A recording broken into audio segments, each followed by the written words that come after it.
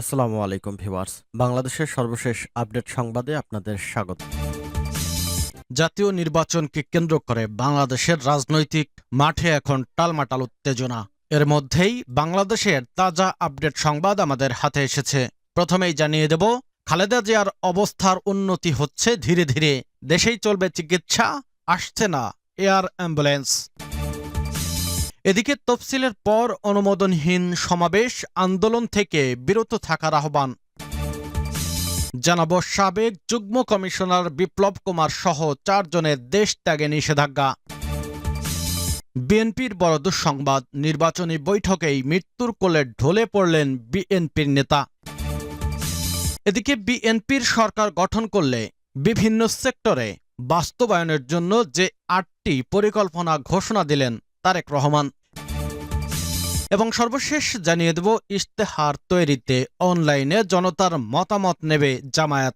এতক্ষণ শুনছিলেন সংবাদ শিরোনাম, এখন বিস্তারিত। অনুরোধ থাকবে ভিডিওটিতে একটি লাইক দিন, কমেন্টস করে জানিয়ে দিন আপনি কোন জেলা থেকে বা কোথা থেকে এই সংবাদটি শুনছেন। খালেদা জিয়ার অবস্থার উন্নতি হচ্ছে ধীরে ধীরে। দেশেই চলবে চিকিৎসা, আসছে না এয়ার অ্যাম্বুলেন্স। রাজধানীর এভারকেয়ার হাসপাতালে সিসিইউতে দেশি বিদেশি বিশেষজ্ঞ চিকিৎসকদের নিবিড় পর্যবেক্ষণে চিকিৎসাধীন বিএনপি চেয়ারপারসন বেগম খালেদা জিয়ার শারীরিক অবস্থা অপরিবর্তিত রয়েছে। বিদেশে নেওয়ার মতো শারীরিক অবস্থার উন্নতি হচ্ছে না বলে জানিয়েছে তার জন্য গঠিত চিকিৎসা বোর্ড। তাকে লন্ডন নেওয়ার কথা থাকলেও আপাতত তা হচ্ছে না, আসছে না অ্যাম্বুলেন্স। এ নিয়ে 2 দফা পিছিয়েছে এয়ার অ্যাম্বুলেন্সের শিডিউল। সংশ্লিষ্ট সূত্র জানায়, খালেদা জিয়াকে এই অবস্থায় নিয়ে বিমান যাত্রা উপযুক্ত মনে করছে না তার গঠিত মেডিকেল বোর্ড। প্রতিদিনই অ্যাডভান্স ট্রিটমেন্ট দিচ্ছেন চিকিৎসকরা। মূল সমস্যা, একটি জটিলতা কেটে গেলে নতুন করে আরেকটি জটিলতা দেখা দেয়। একটি রোগের প্যারামিটার নিয়ন্ত্রণে থাকলেও আরেকটি বেড়ে যায়। দীর্ঘদিনের পুরনো লিভারের জটিলতা নিয়ন্ত্রণে থাকলেও কিডনি নিয়ে উদ্বিগ্ন আছে মেডিকেল বোর্ড। শারীরিক অবস্থার কাঙ্ক্ষিত পর্যায়ে উন্নতি না হওয়া পর্যন্ত খালেদা জিয়াকে বিদেশ নিয়ে উন্নত চিকিৎসার কথা ভাবছে না বোর্ড। তফসিলের পর অনুমোদনহীন সমাবেশ, আন্দোলন থেকে বিরত থাকার আহ্বান। আসন্ন ত্রয়োদশ জাতীয় সংসদ নির্বাচনের তফসিল ঘোষণাকে সামনে রেখে সব ধরনের বেআইনি ও অনুমোদনহীন জনসমাবেশ ও আন্দোলন থেকে বিরত থাকার আহ্বান জানিয়েছে অন্তর্বর্তীকালীন সরকার। মঙ্গলবার দুপুরে প্রধান উপদেষ্টার নির্দেশে স্বরাষ্ট্র মন্ত্রণালয়ে অনুষ্ঠিত এক বৈঠকে এই সিদ্ধান্ত নেওয়া হয়। সরকার জানায়, আগামী ফেব্রুয়ারির প্রথমার্ধে অনুষ্ঠিত হবে জাতীয় নির্বাচনকে অবাধ, সুষ্ঠু, নিরপেক্ষ ও উৎসবমুখর করতে প্রয়োজনীয় সব প্রস্তুতি দ্রুত এগিয়ে চলছে।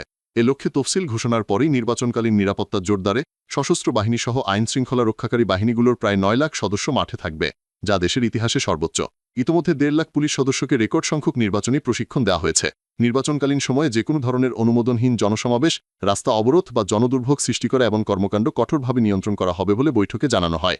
একই সঙ্গে বেআইনিভাবে সমাবেশে অংশ নিলে আইনগত ব্যবস্থা নেওয়ারও ঘোষণা দেওয়া হয়েছে। সাবেক যুগ্ম কমিশনার বিপ্লব কুমার সহ 4 জনের দেশ ত্যাগে নিষেধাজ্ঞা। দুর্নীতির অভিযোগে পুলিশের সাবেক যুগ্ম কমিশনার বিপ্লব কুমার সরকার, তার স্ত্রী হোসনে আরা বেগম, ভাই প্রণব কুমার সরকার এবং ভাইয়ের স্ত্রী শাহানারা বেগমের বিদেশ গমনে নিষেধাজ্ঞা দিয়েছেন আদালত। মঙ্গলবার দুদকের আবেদনের শুনানি নিয়ে এই আদেশ দেন ঢাকার মেট্রোপলিটন সিনিয়র স্পেশাল জজ আদালতের ভারপ্রাপ্ত বিচারক মোহাম্মদ কামরুল হাসান খান। দুদকের জনসংযোগ কর্মকর্তা সংস্থাটির উপপরিচালক আক্তারুল ইসলাম এ তথ্য নিশ্চিত করেছেন। দুদকের পক্ষে তাদের দেশত্যাগে নিষেধাজ্ঞা চেয়ে আবেদন করেন সংস্থাটির সহকারী পরিচালক রাসেল রলি। আবেদনে বলা হয়, বিপ্লব কুমার সরকার ও অন্যদের বিরুদ্ধে সরকারি চাকরিজীবী হয়ে ঘুষ ও দুর্নীতির মাধ্যমে অবৈধভাবে অর্জিত আয়ের উৎস আড়াল করার অভিযোগ রয়েছে, যেখানে নিজ নামীয় ও তার স্বার্থ সংশ্লিষ্ট ব্যক্তিদের নামীয় 21 ব্যাংকের 325টি, 2টি আর্থিক প্রতিষ্ঠানের 3টি এবং 7টি ব্রোকারেজ হাউজে 13টি সহ মোট 341টি হিসাবের মাধ্যমে মোট 30,72,00,000 টাকা জমা ও 30,13,00,000 টাকা উত্তোলন করে। নির্বাচনী বৈঠকেই মৃত্যুর কোলে ঢলে পড়লেন বিএনপি নেতা। লক্ষ্মীপুর 3 আসনের প্রার্থী শহীদ উদ্দিন চৌধুরী অ্যানি বলেন, হারুন প্রবীণ নেতা ছিলেন। লক্ষ্মীপুরে নির্বাচনী উঠান বৈঠক চলাকালে মৃত্যুর কোলে ঢলে পড়েন এক বিএনপি নেতা। মৃত হারুনুর রশিদ 63 বছর, লক্ষ্মীপুর সদর উপজেলার বাঙ্গাখা ইউনিয়নের 1 নম্বর ওয়ার্ড বিএনপির যুগ্ম সাধারণ সম্পাদক ছিলেন। উপজেলার রাজীবপুর নোয়াবাড়ির এই বাসিন্দা পেশায় ছিলেন কৃষক। বিএনপির যুগ্ম মহাসচিব ও লক্ষ্মীপুর 3 আসনের প্রার্থী শহীদ উদ্দিন চৌধুরী অ্যানি সাংবাদিকদের বলেন, মঙ্গলবার দুপুরে লক্ষ্মীপুর পৌরসভার 13 নম্বর ওয়ার্ডের রাজীবপুর এলাকায় নারীদের নিয়ে একটি উঠান বৈঠকের সময় গুরুতর অসুস্থ হয়ে পড়েন। হাসপাতালে নেওয়ার পথে তিনি মারা যান। এ ঘটনায় জেলা বিএনপি গভীর শোক প্রকাশ করে শোকসন্তপ্ত পরিবারের প্রতি সমবেদনা জানিয়েছেন। বিএনপি সরকার গঠন করে বিভিন্ন সেক্টরে বাস্তবায়নের জন্য যে 8টি পরিকল্পনা ঘোষণা দিলেন তারেক রহমান। আসন্ন জাতীয় নির্বাচনে জনগণের ভোটে বিএনপি সরকার গঠন করলে বিভিন্ন সেক্টরে 8টি সুনির্দিষ্ট পরিকল্পনা বাস্তবায়ন করার প্রতিশ্রুতি প্রদান করা হয়েছে।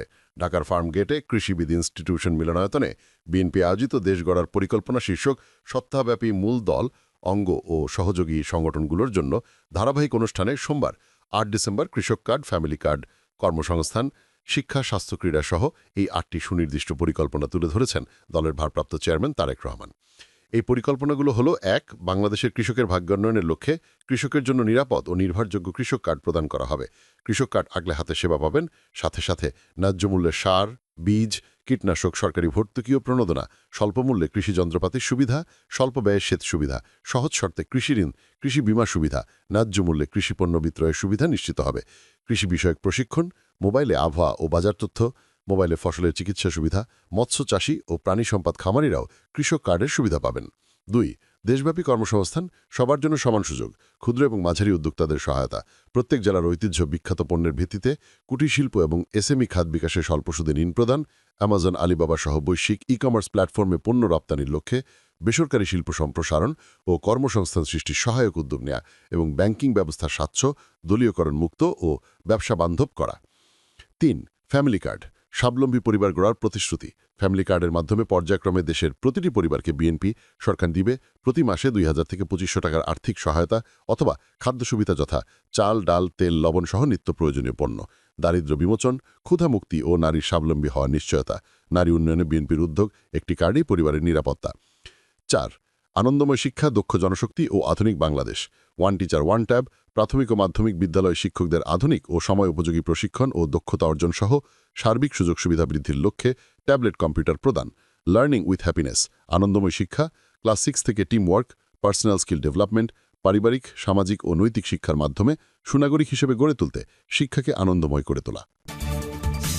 ইস্তেহার তৈরিতে অনলাইনে জনতার মতামত নেবে জামায়াত। ত্রয়োদশ জাতীয় সংসদ নির্বাচনে দলীয় ইস্তেহার তৈরিতে বাংলাদেশ জামায়াতে ইসলামী অনলাইন প্ল্যাটফর্মের মাধ্যমে জনতার মতামত নেবে বলে জানিয়েছেন দলটির আমির ডাক্তার শফিকুর রহমান। সকালে সামাজিক যোগাযোগ মাধ্যম ফেসবুকে নিজের ভেরিফাইড পেজে এক পোস্টে তিনি একথা জানান।